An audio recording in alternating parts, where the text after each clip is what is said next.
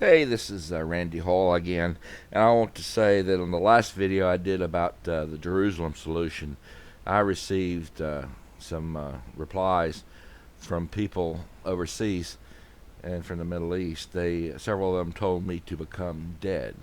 It's like they couldn't speak the English language, how to tell me just to drop dead. They had to say become dead.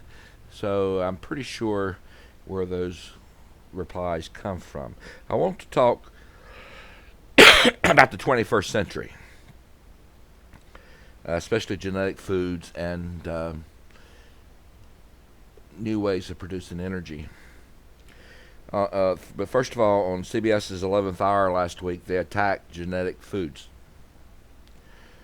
And basically what they were trying to say was that genetic foods would poison people and how dangerous they were. And again, this is some extreme right-wing nonsense. The villain, again, was a rich person, a rich genetic company trying to make money, providing food for people who were starving to death. That's what it seemed to be trying to say. First of all, I want to point out that there has never been anyone that, to my knowledge, that was poisoned by genetic food. There's no record of it. We have millions of people starving to death, or thousands starving to death every day. And when someone tries to come up with a solution, we attack them. And when we attack them at what we believe is their weakness, or they attack them at what they believe is their weakness point, that they want to make money providing food for people. Hopefully in the 22nd century, people will look back and look at all the thousands of genetic foods that are invented. The many thousands of ways different people figured out ways to feed people. Well, I'm not sure what people who are opposed to genetic foods are thinking, that if God didn't invent it, you shouldn't eat it. I don't get it. What is the point? But again, no one, to my knowledge, has ever been poisoned by genetic foods. I read Atlas Shrugged many years ago, and one of the things that I got from Atlas Shrugged was that GALT'S motor was a metaphor for modern technology, for modern science, for invention.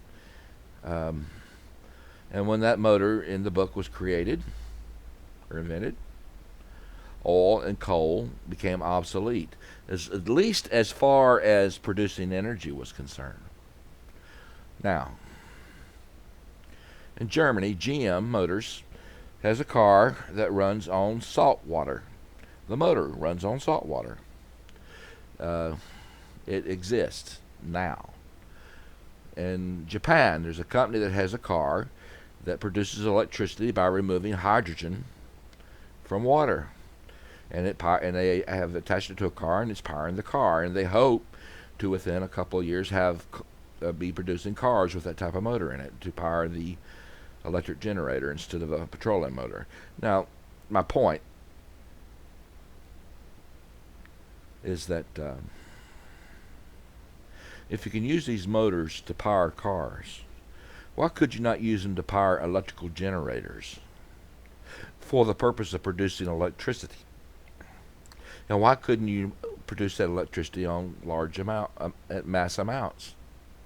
So, who needs coal? Oh, there are different things you can use coal for, but what is the excuse? If we can produce energy from water, why let the people in the Middle East have such control over us? Why let coal producers be in charge of making our electricity if we can do it by using water? I hope that in the 22nd century they'll look back and they'll see the 21st century as a time when many, many, many GALT motors were invented.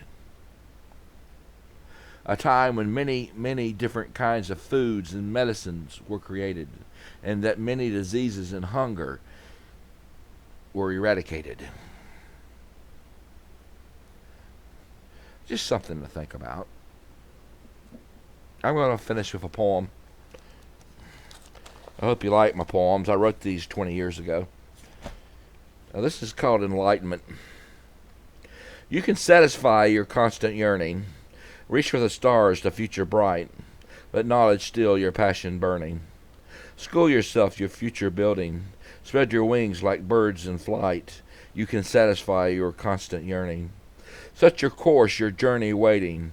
Undiscovered treasure promises delight. Let knowledge still your passion burning. Fill your sails with the wind of learning. Steer your course to the future bright. You can satisfy your constant yearning. Claim your prize, the treasure shining. Become the light in the ignorant night. Let knowledge still your passion burning. School yourself, your future shining. And God said, let there be light. You can satisfy your constant yearning. Let knowledge still your passion burning. Here's to the 21st century.